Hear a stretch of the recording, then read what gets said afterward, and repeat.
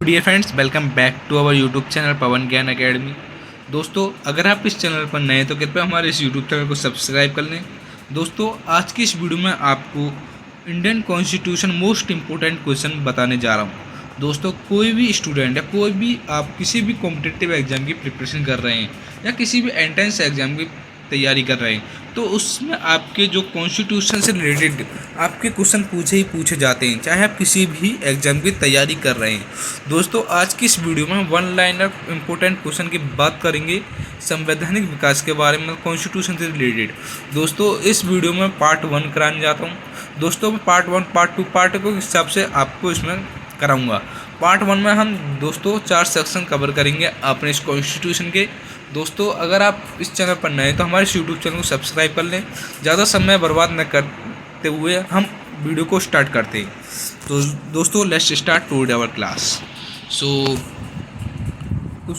Regulating act 1773 द्वारा सर्वोच्च न्यायालय की स्थापना कहाँ की गई थी? तो कहाँ की गई थी आपकी सर्वोच्च न्यायालय की स्थापना?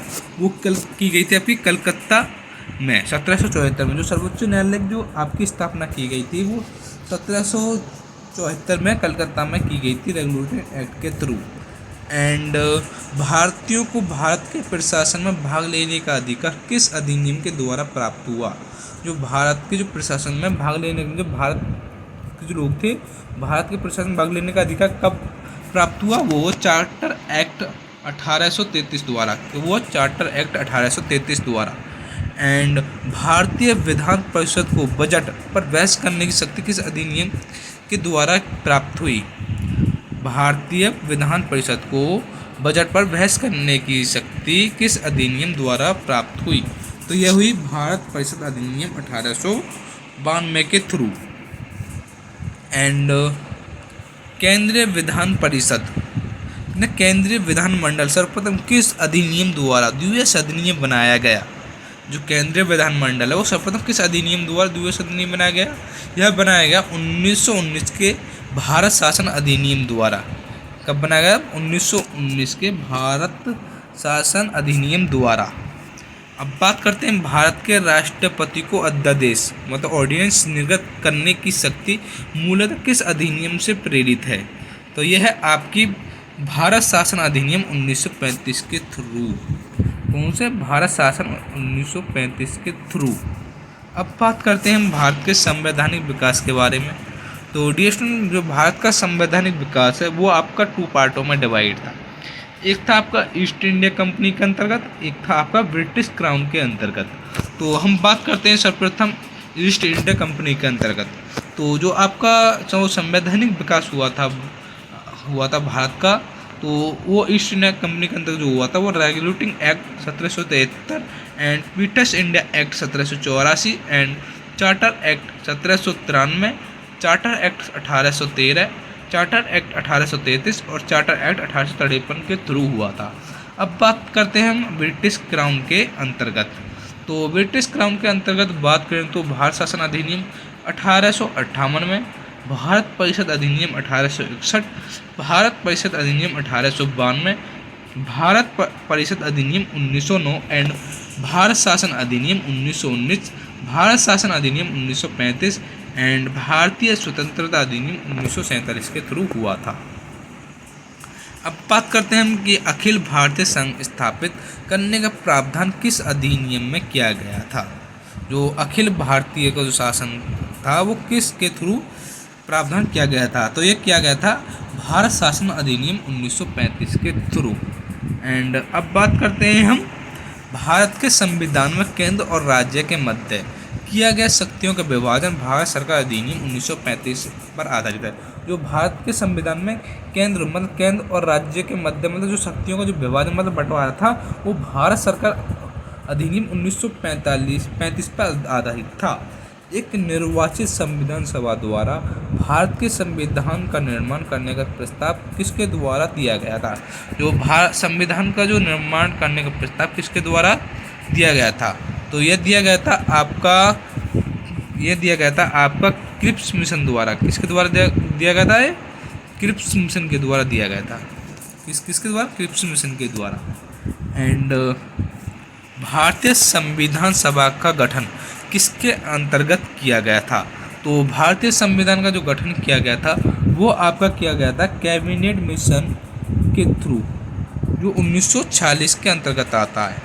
एंड कैबिनेट मिशन द्वारा प्रस्तुत योजना के अनुसार संविधान सभा में प्रांतों में से प्रतिनिधियों का निर्वाचन किस अनुपात में था? 10 लाख की जनसंख्या का सदस्य था। किसके थ्रू था? 10 लाख की जनसंख्या का एक सदस्य।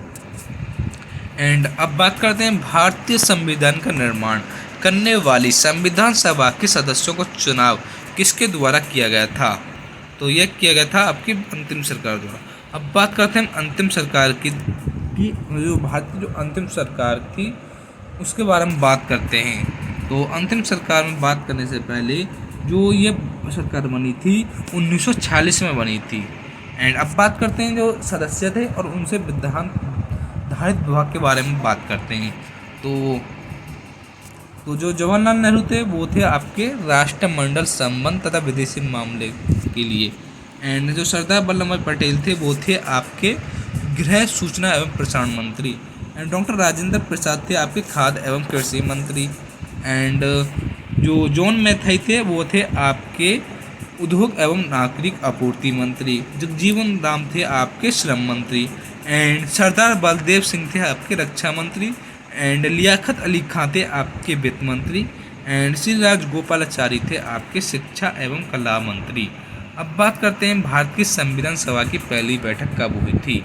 तो डिस्ट्रिक्ट जो भारतीय संविधान सभा की जो पहली बैठक हुई थी वो 9 दिसंबर 1946 को हुई थी। एंड भारतीय संविधान का प्रथम प्रारूप मतलब first draft sir V.M. Rao के द्वारा तैयार की। जो भारतीय संविधान की प्रथम प्रारूप जो तैयार की गई थी वो सर V.M. राव द्वारा तैयार की गई थी।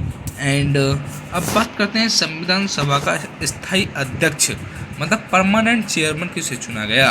तो दोस्तों जो आपके जो परमानेंट चेयर मतलब अस्थायी अध्यक्ष को संविधान की सभा को चुने गए थे वो आपके डॉक्टर राजेंद्र प्रसाद को चुना गया था। एंड संविधान सभा में पंडित नेहरू द्वारा उद्देश्य प्रस्ताव का पारित किया गया था।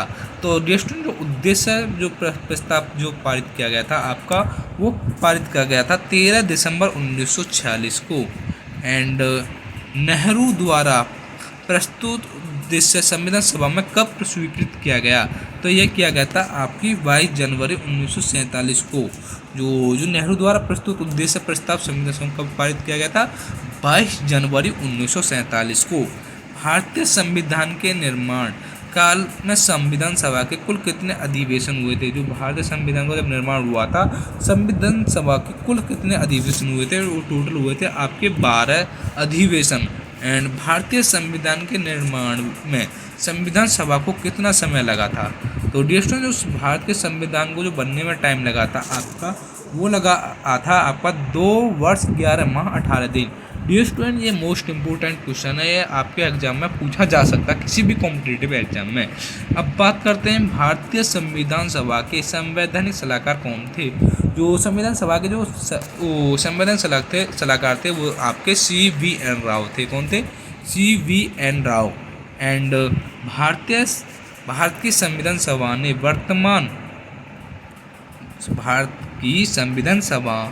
वर्तमान रूप में राष्ट्रीय ध्वज को कब अपनाया? जो हमारा राष्ट्रीय ध्वज है वो कब अपनाया गया था?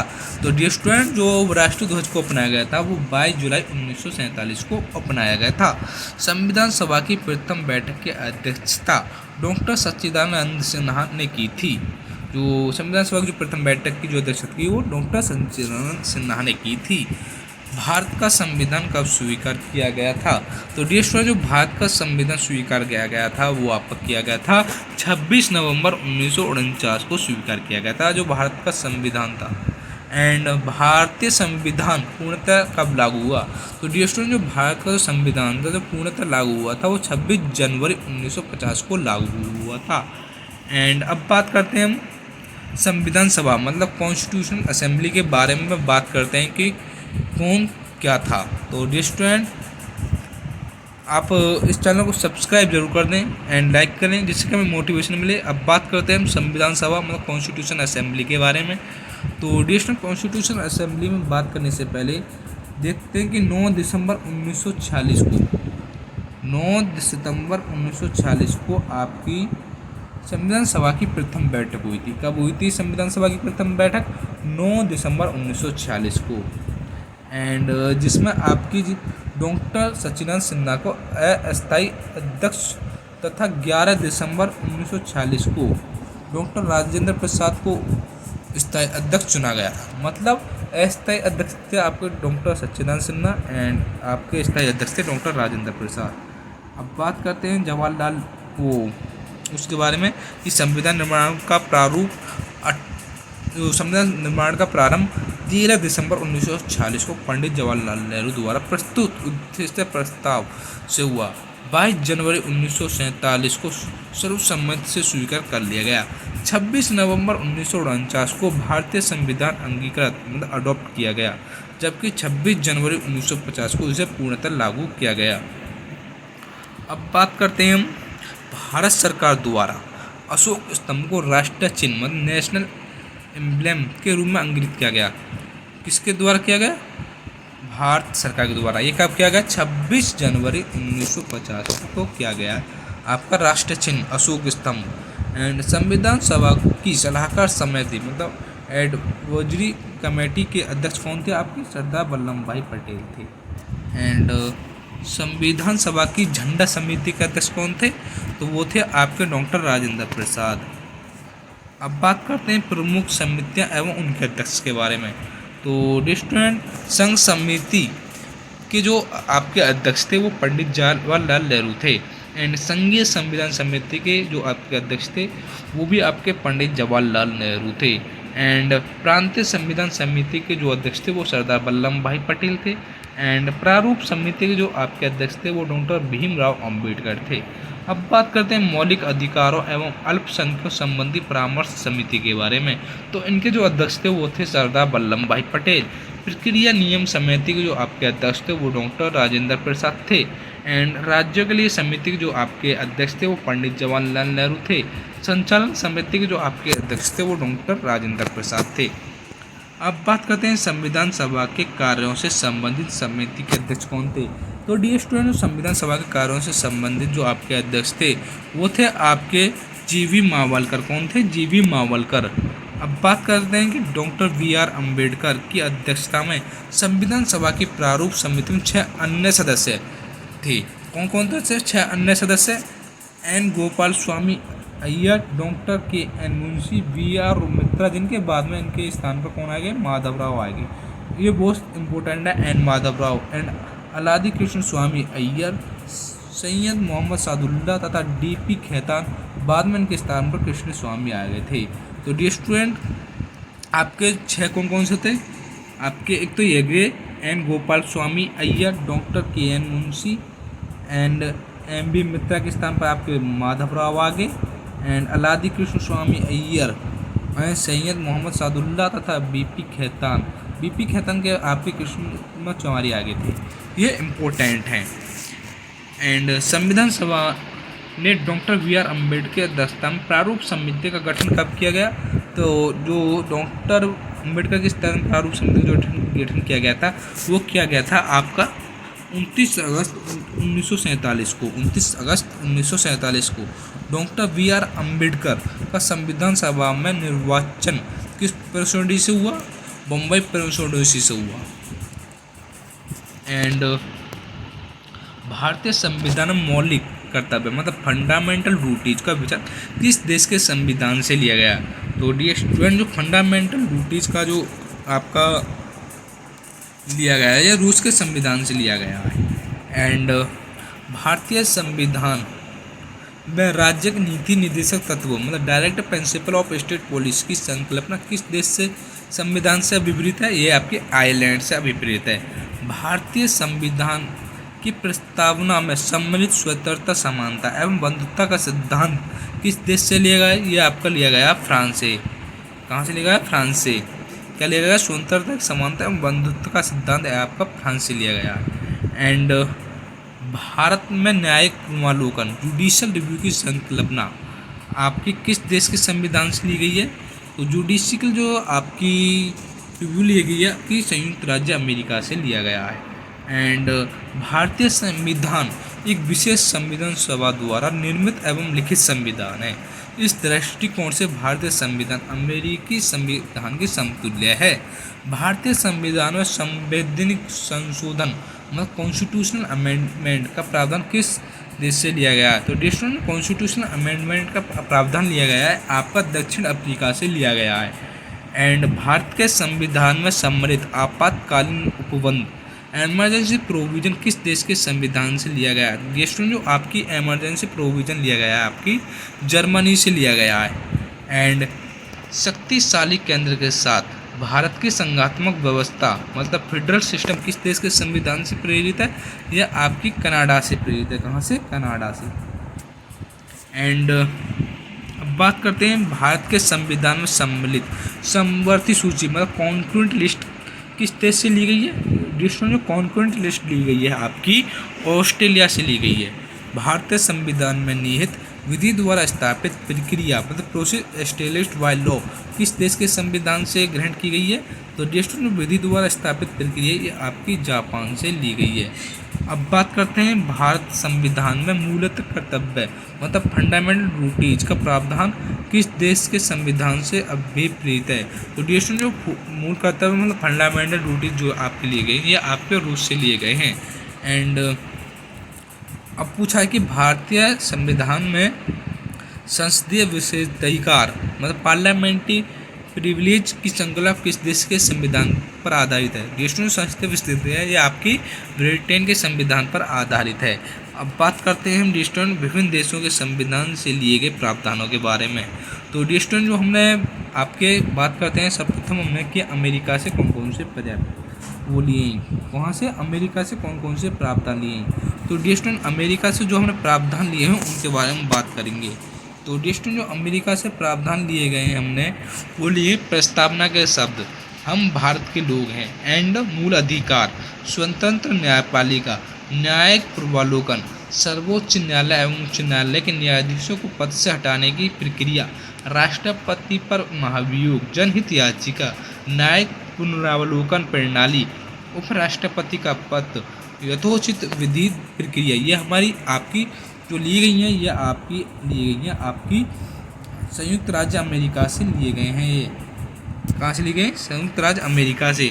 अब बात करते हैं कि हमने ब्रिटेन से क्या क्या प्रावधान लिए हैं। तो डिस्टन जो हमने ब्रिटेन से जो प्रावधान लिए हैं उनके बारे में बात करेंगे।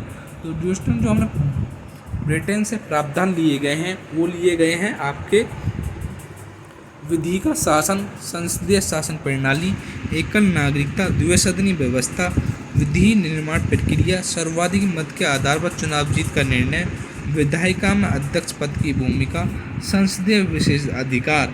एंड अब बात करते हैं हम क्या दक्षिण अफ्रीका से क्या क्या प्रावधान लिए हैं। तो डिस्टोन अब बात करते हैं दक्षिण अफ्रीका की। तो डिस्टोन जो हमने दक्षिण अफ्रीका से जो प्रावधान लिए हैं वो लिए संविधान संशोधन की प्रक्रिया राज्यसभा के सदस्यों का निर्वाचन। अब बात करते हैं हम कनाडा से हमने क्या क्या प्रावधान लिए हैं। तो डिस्टोन जो हम कनाडा से जो प्रावधान लिए हैं अब उनके बारे में बात करेंगे। तो डिस्टोन जो हमने कनाडा से प्रावधान लिए हैं सशक्त केंद्र के साथ संघीय व्यवस्था एंड शक्तियों का वितरण तथा अविष्ट शक्तियों का केंद्र में निहित होना तथा केंद्र द्वारा राज्यों में राज्यपाल की नियुक्ति उच्च न्यायालय परामर्शी न्याय निर्णय या संघात्मक विशेषता ये हमने आपके कनाडा से प्रावधान लिए गए। अब बात करते हैं कि हमने ऑस्ट्रेलिया से कौन कौन से प्रावधान लिए हैं। कहाँ से? ऑस्ट्रेलिया से। तो डिस्टेंट ऑस्ट्रेलिया से जो हमने प्रावधान लिए हैं वो लिए हैं समवर्ती सूची व्यापार वाणिज्य एवं समागम की स्वतंत्रता संबंधी प्रावधान संसद के दोनों सदनों की संयुक्त बैठक ये हमने आपकी ऑस्ट्रेलिया से लिए गए हैं। अब बात करते हैं हमने आयरलैंड से कौन कौन से प्रावधान लिए हैं। तो डिस्टेंट जो हमने आयरलैंड से जो प्रावधान लिए हैं वो लिए राज्य के नीति निर्देशक तत्व एवं राष्ट्रपति की निर्वाचन पद्धति तथा राज्यसभा में सदस्यों का नामांकन ये हमने आयरलैंड से लिए हैं। अब बात करते हैं हम फ्रांस से कि हमने फ्रांस से कौन कौन से फ्रांस वो प्रावधान लिए हैं। तो डिस्टेंट जो फ्रांस से हमने प्रावधान लिए हैं वो लिए हैं गणतंत्रात्मक व्यवस्था स्वतंत्रता समानता एवं बंधुता का सिद्धांत। अब बात करते हैं रूस से हमने कौन कौन से प्रावधान लिए हैं। तो डिस्टेंट जो रूस से हमने प्रावधान लिए हैं वो मूल कर्तव्य एंड प्रस्तावना में सामाजिक, आर्थिक एवं राजनीतिक न्याय का आदर्श। जर्मनी और जापान से जो हमने आपके जो प्रावधान लिए हैं उनके बारे में बात करेंगे। तो सर्वप्रथम हम जर्मनी के बारे में बात करते हैं कि जर्मनी से हम कौन कौन से प्रावधान लिए हैं। तो डियर स्टूडेंट, जो हमने जर्मनी से प्रावधान लिए हैं वो लिए हैं आपातकाल के समय मूल अधिकारों का स्थगन, एवं जापान से जो हमने प्रावधान लिए हैं वो लिए विधि द्वारा स्थापित प्रक्रिया। अब बात करते हैं भारतीय संविधान के भाग के बारे में। तो डियर स्टूडेंट, भारतीय संविधान के भाग के बारे में हम बात करेंगे। तो डियर स्टूडेंट, भारतीय संविधान के भाग में जो बात करने से पहले हम बात करते हैं कि भारतीय संविधान के भाग संबंधित विषय उनके विषय क्षेत्र में बात करेंगे। तो डियर स्टूडेंट, जो भाग 1 की बात करें तो भाग 1 में जो डियर स्टूडेंट भाग 1 की बात करें तो हम पहले हम थोड़ा सा को जूम कर लेते हैं एंड थोड़ा सा और जूम कर लेते हैं एंड हाँ, इतना बहुत है। अब बात करते हैं भाग 1 की। तो डियर स्टूडेंट, भाग 1 में संघ और उसका राज्य क्षेत्र है, the union and it's territory. जो इनसे जो आर्टिकल मतलब अनुच्छेद संबंधित वो 1 से 4 हैं। भाग 2 में आपकी नागरिकता मतलब सिटीजनशिप के बारे में विषय है, जो इसके अनुच्छेद हैं वो 5 से 11 हैं। भाग 3 में आपके मूल अधिकार हैं, 12 से 35 तक आपके मूल अधिकारों के बारे में बात की गई है। भाग 4 में आपके राज्य की नीति तत्व मतलब direct principle of state policy, जो उसमें आपके 36 से लेकर 51 तक बात की गई है आपके आर्टिकल के बारे में। भाग जो 4 का के है उसमें मूल कर्तव्य मतलब फंडामेंटल ड्यूटीज़ की बात करी गई है, जिसमें आपके 51 ए या के तक सीमित है। अब बात करते हैं भाग 5 के बारे में।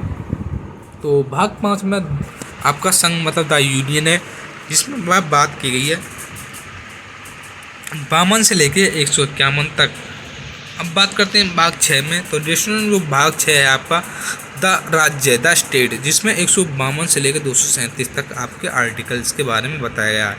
भाग 7 में बात करें तो भाग 7 में आपकी पहली अनुसूची के भाग 6 के राज्य संविधान मतलब 7वां संशोधन अधिनियम 1956 की धारा 29 और अनुसूची द्वारा निरस्त की गई है। 238 आपकी निरस्त है। एंड भाग 9 में आपके पंचायतें के बारे में बात की गई है। तो पंचायत में आपके 243 से 1.5 तक है। एंड भाग 9 के में आपकी नगर पालिकाएँ मतलब द म्यूनसिपालिटीज के बारे में है, जिसमें आर्टिकल आपके 243 तय से लेके 243 या 6 तक है। अब बात करते हैं आपके 9 के ख तक। तो डिस्ट्रिक्ट 9 में ख की बात की गई जो उससे संबंधित विषय है वो सहकारी समिति द कोऑपरेटिव सोसाइटीज है, जिसमें आपकी 243 ये जैसे लेकर 243 ये तक है। भाग 10 की बात करें तो भाग 10 में आपकी अनुसूचित और जनजातीय क्षेत्र the schedule and tribes area, जो उसमें आपकी 244 का के तक है। एंड भाग 11 में आपका संघ और राज्य के मध्य संबंध में relation between the union and the state, जिसमें आपको 245 से लेकर 243 तक आपके आर्टिकल के बारे में बताया गया है। एंड भाग 12 की बात करें तो रेस्टोरेंट भाग 12 में बात की गई है वो वित्त संपत्ति संविदा और बाद में financial property contract and sweets के बारे में बात की गई है, जिसमें आपकी आर्टिकल की बात करें तो 264 से लेकर 300 ए तक हैं। अब बात करते हैं भाग 13 के बारे में। तो रेस्टोरेंट भाग 13 में जो बात की गई है वो इसमें बात संबंधित जो विषय हैं वो भारत के राज्य क्षेत्र के भीतर व्यापार वाणिज्यिक एवं समागम के बारे में बात की गई है। इसमें अगर हम आर्टिकल्स की बात करें तो 301 से लेकर 307 तक है। एंड भाग 14 की बात करें तो भाग 14 में संघ और राज्य के अधीन सेवाएं मतलब service under the union and the state, इसमें आपके आर्टिकल 308 से लेकर 323 तक बात की गई है। एंड भाग 14 का बात करें तो 14 की जब बी की बात करें तो इसमें आपके अधिकरण मतलब ट्रिब्यूनल्स के बारे में बात की है, जिसमें आपके 324 से लेकर 329 के तक बात की गई है। एंड भाग 16 में बात करें तो भाग 16 से संबंधित आपके जो विषय हैं कुछ वर्गों के संबंध में विशेष उपबंध मतलब अनुसूचित जनजातियाँ पिछड़े वर्गों एवं अंगल भारतीयों के संबंध में विशेष उपबंध है, जिसमें आपके आर्टिकल्स की बात करें तो 330 से लेकर 342 तक है। एंड अब बात करते हैं भाग 17 के बारे में। तो डियर स्टूडेंट जो भाग 17 में बात की गई है वो आपकी राज्य भाषा मतलब ऑफिशियल लैंग्वेज के बारे में बात की गई है। तो ऑफिशियल लैंग्वेज में आपकी जो आर्टिकल है वो 343 से लेकर 351 तक है। एंड अब बात करते हैं भाग 18। तो डियर स्टूडेंट भाग 18 में बात की गई है वो आपात उपबंध की बात की है, इमरजेंसी प्रोविजन, जिसमें आपके आर्टिकल 352 से लेकर 360 तक है। एंड अब भाग 19 की मैं बात करता हूँ। भाग 19 में आपकी प्रकीर्णन मेंसुलेशंस की बात की है, जो आपके आर्टिकल 361 से लेकर 367 तक है। भाग 20 की बात करें तो भाग 20 में आपके संविधान का संशोधन, मतलब अमेंडमेंट ऑफ द कॉन्स्टिट्यूशन, जो आपके आर्टिकल 368 में की गई है। एंड भाग 21 की बात करें तो भाग 21 में अस्थायी संक्रमणकालीन और विशेष उपबंध के बारे में बात की गई है, तो जिसमें आपके जो आर्टिकल्स हैं 359 से लेकर 392 तक हैं। एंड भाग 22 की बात करें तो भाग जो बात है उसमें संक्षिप्त नाम एवं प्रारंभ हिंदी में प्राधिकृत पाठ और निरिस्त 393 से लेकर 395 है। जो भारतीय संविधान के जो भाग 11 का अध्याय एक संघ और राज्यों के मध्य विधायी सत्ता, मतलब लेजिस्लेटिव रिलेशन का दर्शाता है। दोस्तों, आई होप आप लोगों को वीडियो अच्छी लगी तो वीडियो को लाइक एंड कमेंट करना ना भूलें। एंड अगर आप इस चैनल पर नए हैं, अभी तक आप लोगों ने हमारे यूट्यूब चैनल को सब्सक्राइब नहीं किया है, तो डियर स्टूडेंट हमारे इस यूट्यूब चैनल को सब्सक्राइब जरूर कर दें, जिससे कि आपको आने वाली वीडियोज़ की नोटिफिकेशन मिलती रहे। और दोस्तों, इसका नेक्स्ट पार्ट देखने के लिए हमारे कमेंट में ज़रूर लिखें कि हम इसका नेक्स्ट पार्ट 2 ज़रूर बनाएं। दोस्तों, आई होप वीडियो आपको अच्छी लगे तो वीडियो को लाइक ज़रूर कर दें। Thanks for watching this video.